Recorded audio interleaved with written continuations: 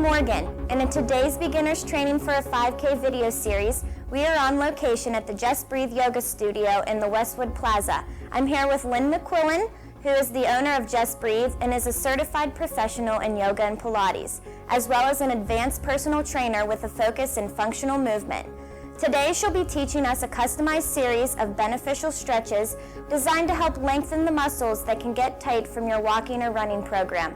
Even if you're not very flexible, Lynn will show us simple modifications so you can still benefit. Lynn, before we get started, can you tell us the benefits of stretching, when you should stretch, and how often you should do it? Absolutely. The benefits of stretching are to open and release the muscles and the connective tissues that can get tight and locked down from overuse of a repetitive motion like walking or running. You're constantly moving in the same plane and you're really taxing your muscles and your connective tissues, so you can really open up and release that to keep your body safe and healthy. It's best to do these things after you've done the activity because your body's warm and better able and ready to receive those stretches that you're going to give it. So I would really recommend you do it after each time you do your walking or running program. If you can do it a little bit more in between, that's okay too. Daily stretching is great, but at minimum, you should be doing this after you do those activities each time. So how long will this routine take that you're about to show us today after each workout? This routine will really only take 5 minutes, maybe less, but those 5 minutes can make such a tremendous difference in your training abilities and from preventing injuries. So let's get started. Awesome. So we're going to show you 4 different stretches today. We're going to begin on our hands and knees. So from there, if you will, step that right foot forward, and you're going to make sure that you place your ankle right underneath your knee. And then we're going to step that back knee back just a little bit more so that we have a nice angle from your knee to your hip. Careful to make sure that this hip, this outside back leg, is coming forward so that we're squaring the hips to the front. The key to that is the hip alignment is going to help you to make sure that you're stretching the muscles that you need to.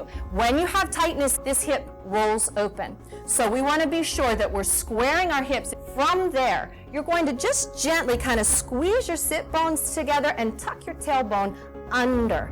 That little tuck is going to give you a deeper opening here in the front of the hip for your hip flexor, something that gets very tight from that repetitive motion going forward. We're going to move from that position then and just shift the body backward. So we're going to sit our butts kind of back.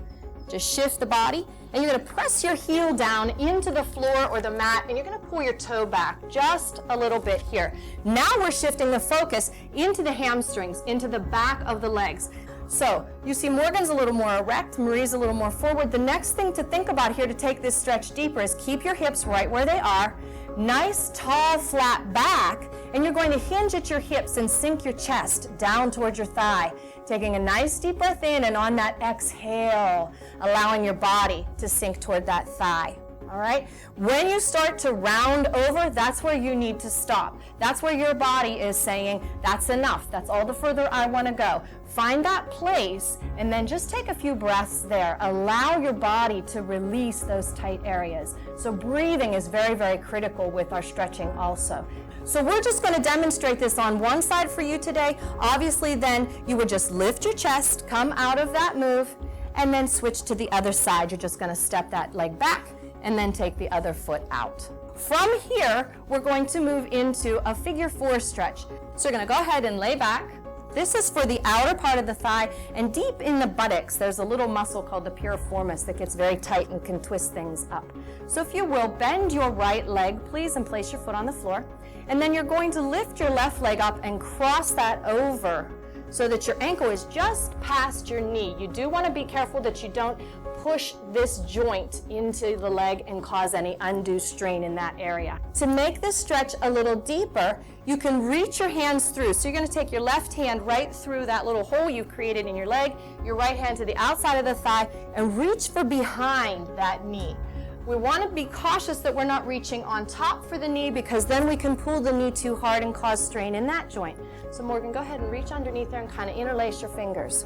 Now, keeping your back flat on the floor, you're going to draw that knee in towards your chest. So go ahead and lay your head and shoulders back down. Try to relax the upper body. Take a nice deep breath in, and as you exhale, draw that knee back in towards your chest. And just take a moment to let your body get used to that position. Respect what your body says it's capable of doing. Please don't ever push into a point of pain, all right? Discomfort, that's one thing. Pain, bad. So for our last stretch, if you would, ladies, please sit up. We're going to bring the soles of the feet together and allow our knees to fall open. The closer you place them to the hips, the more stretch you receive.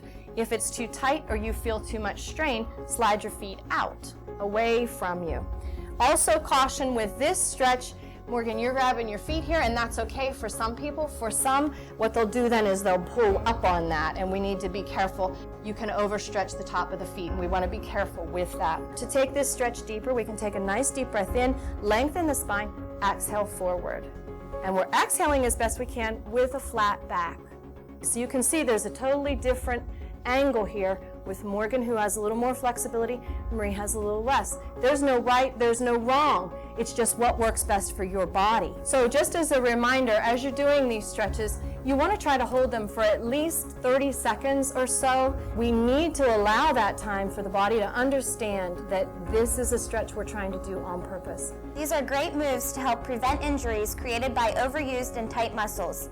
Thanks for showing us these stretches, Lynn. You're welcome, Morgan. Thanks for having me.